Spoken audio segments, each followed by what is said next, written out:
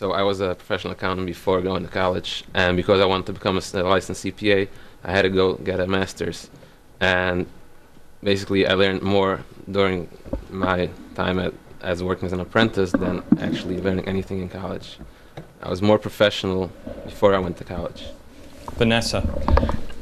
What was it? I'm just finished up my senior year of college, and trying to find an internship was impossible. For even an internship, they asked for at least a year's worth of work experience. Can I tell you something? We didn't have an internship program in my business because 5 years ago, I couldn't get anybody to work. I mean, I'm not kidding you. People would come. I would have given my left arm to work in a national radio program or television program just to be able to see how it worked. I would have given my left arm. People wouldn't even show up for work. Now, things have changed. You know, people are, I mean, we're greatly blessed to have great interns, but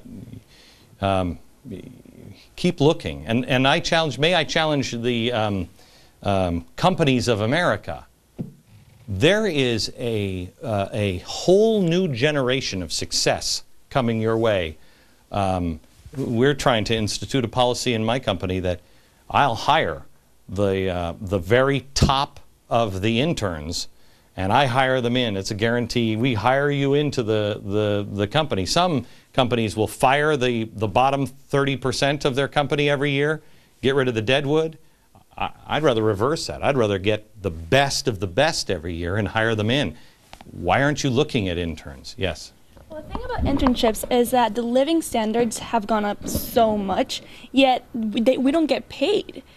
We're working for free without compensation. Oh my goodness, isn't that so much worse than paying $100,000 for an education?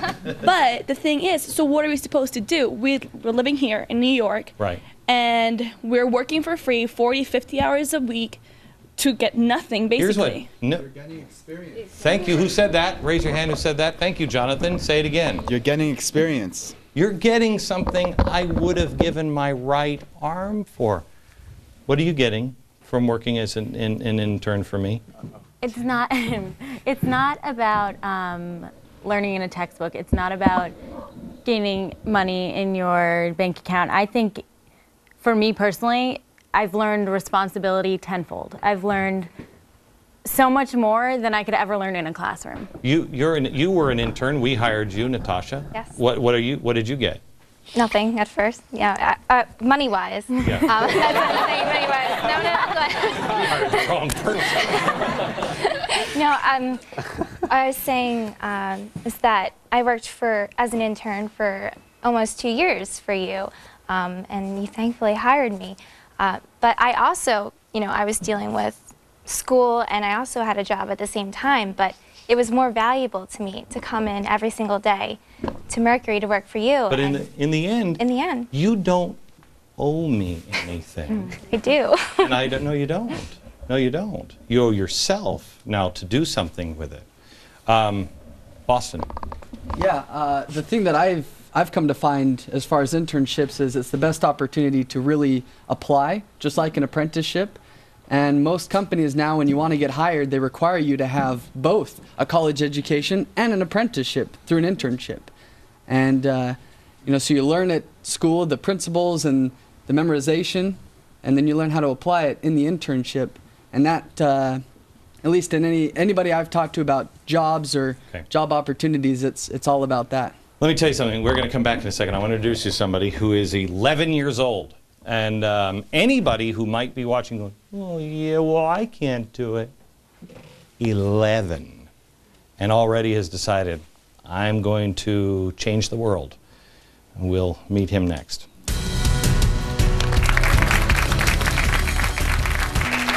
All right.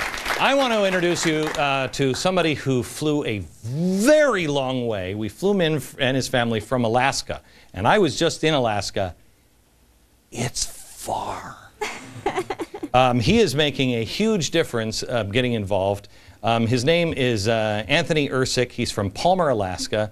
He is here with his parents, Donna and Christopher. Anthony was inspired to bring unity to his community. He's 11 years old. Hello, Anthony. How are you, sir? Good. Good to meet you, sir. Nice to meet you too. So tell me what you did.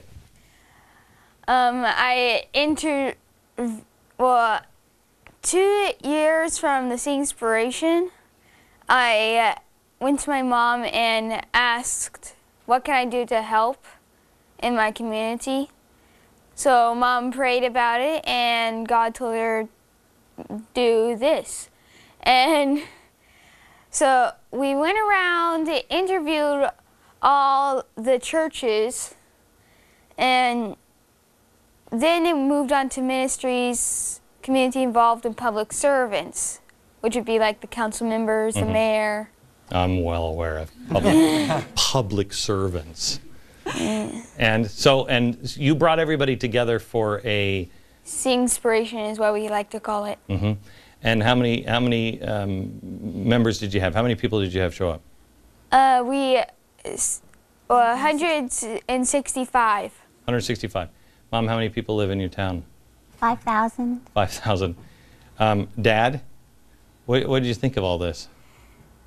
I thought it was ambitious at first. Yeah. But they were persistent. What do you do in Alaska? Donna, what do you both do in Alaska?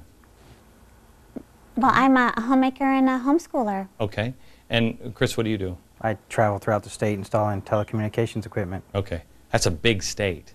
Yeah. You guys are hoarding a lot of land up there. It's all ours. Yeah, it's all ours. Yeah, it is. It is. I wish we used some of it. Yes. So, Anthony, what did you learn from this experience? A lot of stuff. Well, have you heard of behavioral issues? And I'm sure you've heard of doctrinal issues, but we tried it. We found out about the behavioral and doctrinal, and we decided to unite all the churches on the behavioral, because on the doctrinal, everyone has something different. Right. It is really, it's almost what we're trying to do in Israel, where put your differences aside. There are things, good, right and wrong, good versus evil, that we can unite on. The rest of it we can argue about for the rest of our lives and all eternity, and we most likely will. But unite on that. Great job. Thanks for coming. You're in New York for a while. I know, Chris. I know you. Chris said to me when we saw him in the green room, I said, "How do you like New York?" He said, "There are a lot of people here." Back in just a second. Go to John. Students and young Americans under 25. John. Given the current economic crisis, if you were a freshman in college, what would you major in and why? Farming. Farming is going to be extraordinarily important, and nobody wants to do it. Other than that, whatever I loved.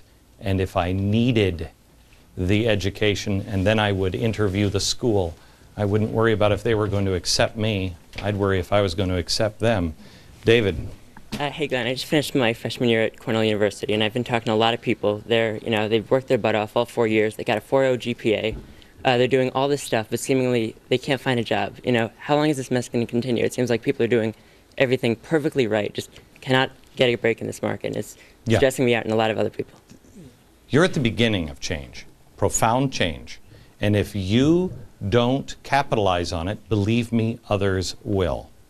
And the others that will are the ones that like gigantic government and don't believe in capitalism. Lindsay, what did you do when you couldn't find a job? Well, it was before we couldn't find a job. My boyfriend had graduated college with a physical education degree, and he didn't want to teach, so he loved welding. So him and we both wanted to own our own business, so we decided to open a small welding company, and it was going well. Well, before it went well, we had to build it because we couldn't get a loan. We couldn't get a $4,000 loan for a used truck. So we worked at Walmart until we can afford to build our own rig. And as soon as we built our own rig, you listen, tell your friends, we set out. This is what you do. This is what you do. You move forward. And you just keep moving forward. Keegan. Hi. My question, I think, is one that's on the tip of many college students' tongue, and it's very simple. It's what is the key to getting a job after graduation? I don't know. Who has that answer? Yeah? I would say the key is showing passion for, having a passion about something. When I prepare for my radio shows in college, I meet with my buddies early, couple hours beforehand, do research. We really love being on air and, exposing things like you do, Glenn, about the government. So you really need to have passion. You need to find something you love. Passion and homework get you a long way. Sam, quickly. Yeah, Glenn, I think integrity and hard work is very important coming out of school. I think a lot of college students graduate and they kind of think that this glorious job is waiting for them. Yeah. It's very important to keep in mind you got to work hard. All right. Let me tell you this, too. The number one thing that nobody focuses on, integrity. Honesty and integrity. If you can be somebody people can trust, you'll go a long, long way. Let me just say this, because he doesn't know yet, because I just got a phone call just a couple of minutes ago, and I've already told the audience here. I think this is the coolest story. If anybody is watching at home and you think you can't make it and you're 25, there's a guy named Joshua Charles. He's been on this program now twice. He's a guy who heard me say about 2 years ago that somebody should rewrite the Federalist Papers. Well, he did, and then he tried to get them to me, and he tried and tried and tried, and he couldn't get them to me. Through a long story and long string of miracles, he got them to me. I said, if they're any good, we'll consider publishing them. Well, they were. We did. It's called The Original Argument. Joshua, in case we haven't called you yet, I plan on calling you in a few minutes. Congratulations, you're a #1 New York Times bestseller. Anything can be done in America. The Original Argument, available bookstores everywhere. Back in a minute. Tomorrow, we are going to do a show on history. And I've lost my erasers or somebody has stolen them. I'm sure that's what it is. 6 shows left. Tomorrow is, or is that Friday? Is today Wednesday? Yeah. Oh, okay. Friday is going to be history. Tomorrow I have no idea what it's going to be. It'll be really, really good. From New York, good night, America.